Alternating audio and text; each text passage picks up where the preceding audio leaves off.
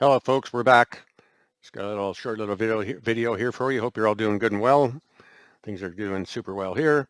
Got an update on the change of status information regarding the previous video, and then I'm going to do a little teeny weeny bit about jurisdiction and the power of suggestion. People ought to understand the power of suggestion. First off, with respect to the change of status information, the new operating name and number has been received, along with the non-resident status. We have that. Working on the access to banking now, as well as the recoupment. The accountants are working on the paperwork for the recoupment aspect of it. What's that mean? It means when the recoupment comes, it's going to be a lot of money. I think I know early on when we were reclaiming securities, when we talked about recoupment, you saw those big banking facilities out there, those big tall buildings, those bank towers. Well, when they got to start giving back what belongs to you, those buildings are going to get a lot smaller, metaphorically speaking. But anyhow, that's the update on that. More to come soon. But I got a couple other things I want to share with you. Really a little bit off topic in a way. With respect to, I'll just get into it here. This is not legal advice. You think these things through. And this I'm just harping on the driver's license aspect here, because when you apply for driver's license, you're seeking permission, right? So most people, excuse me, most people believe that they must have a driver's license because we heard or we're told we do. But do we need a driver's license? A friend of mine back in 2008 was pulled over and charged with driving without a license. Turns out he never applied for a license. He never, ever applied for a driver's license, ever. Didn't have one, didn't apply. So he wrote a letter to the Attorney General of Ontario and the prosecutor in the case for the local municipality, county, whatever, and informing them he does not have a contract with them. So upon the first time appearing in court, showing up in court, when they called his case, he walked up and the prosecutor walked up and says, "Ken, don't worry, we'll never bother you again. We will never bother you again." Another instance was told to me about 6 weeks ago from a good friend. We were coming back from looking at some properties up north on a torrential downpour rainy day, but it was a stellar day nonetheless. But anyhow, so he was telling me a story about this fella in a town not too far from here who was an immigrant, but in any case, that's not the point. He was selling liquor in a store without a license. And he was telling people when they purchased the liquor to take it outside and drink it outside. So somebody called the liquor board on the guy to say, well, he's selling liquor without a license. Here's what the liquor control board said.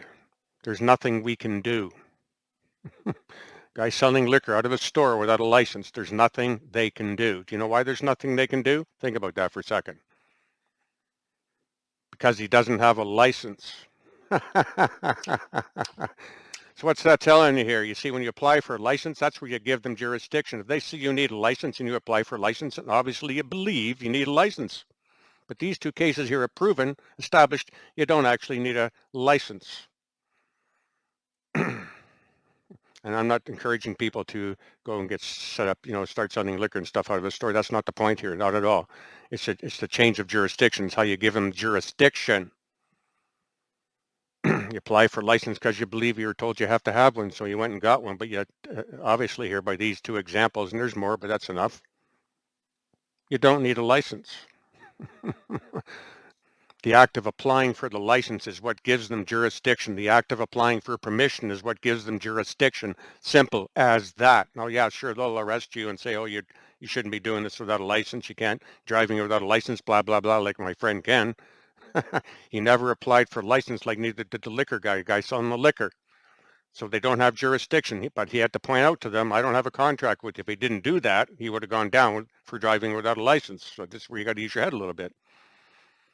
At least he knew enough to do that and write to the Attorney General of Ontario. They're the ones responsible for the courts. And of course, the prosecutor was going to proceed in the matter in the court, prosecute the matter in the court. I'm not making this stuff up.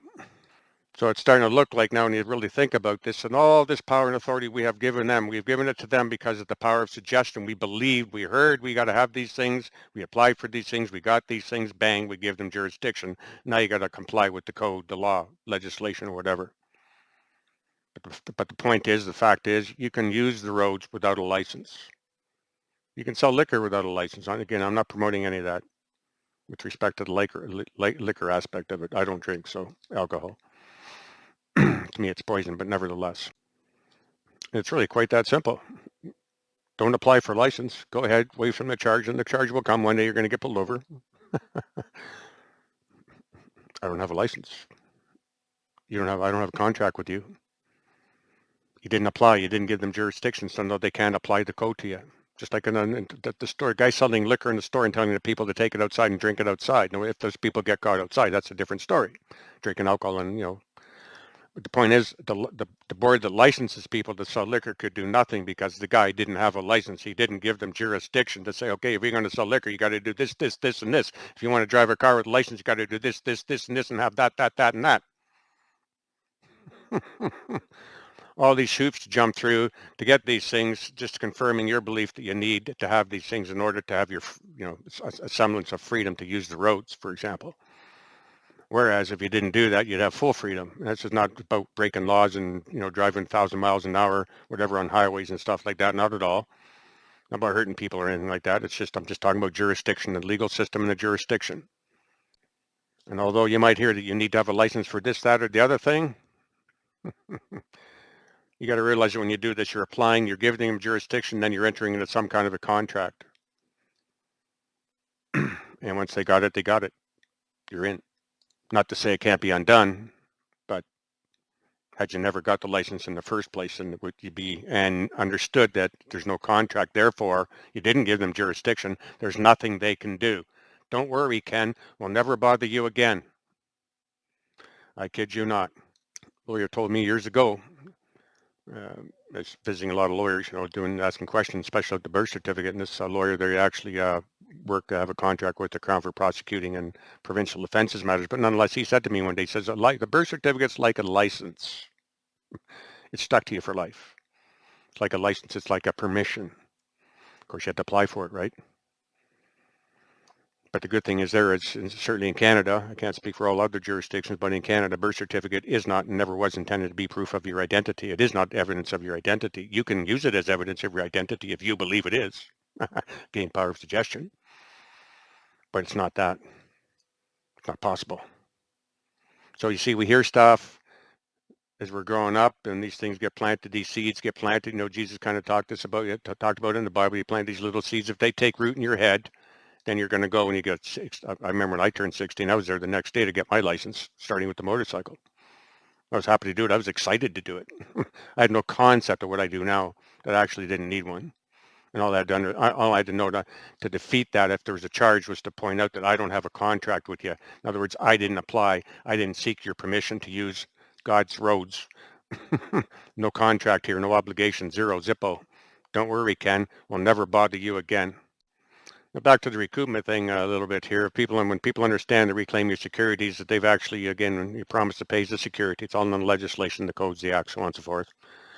And so they leverage our securities. They make, like banking is, what are they leveraging? 10 times, 100 times unlimited. They can lend it, you give them $1, they can lend it 100, they're unlimited, whatever. So it's the same thing applies when you're doing the recoupment. Whatever value they've generated from your foundation security, your promise to pay, that belongs to you. So we're talking about recoupment, and you're talking about, for example, and don't let this get to your head, but if you've been paying a credit card for 10, 20, 30 years, you probably got millions of dollars there to recoup. And again, don't let this get to your head, thinking all the sugar daddy stuff. And we're pretty excited about the recoupment thing. This is going to bring all the stuff back, take it from the people that shouldn't have got it in the first place, that created it, that's empowered these little institutions to become huge institutions that are basically ruling over life now. Dead entities ruling over the living. Come on. But money for them is power. There's a saying at one time, don't believe anything you hear and only half of what you see. And what that means is do your due diligence. Just because you heard you got to have a driver's license doesn't make it so. Just because you heard you got to apply for this, that, and the other thing doesn't make it so.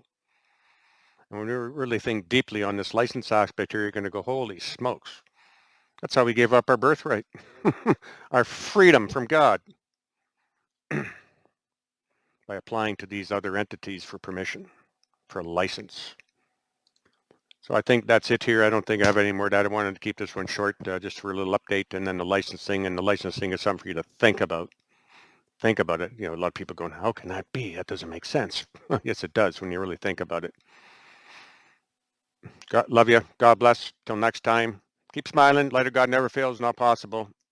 Don't pay attention to the shadows out there, the dark out there. Focus on the light. You got the light within. Be that light. Ciao for now. Sorry, one more thing I forgot to mention. The new website, it's in place now. It's ready to go. We're just waiting for the other pieces to fall into place before we take it to public. But there's a community forum on there where people can interact with other people freely at any time, 24/7, 365. You can post questions there. You can post answers there. You can connect and network with other people in your local area, so on and so forth. So it's really cool.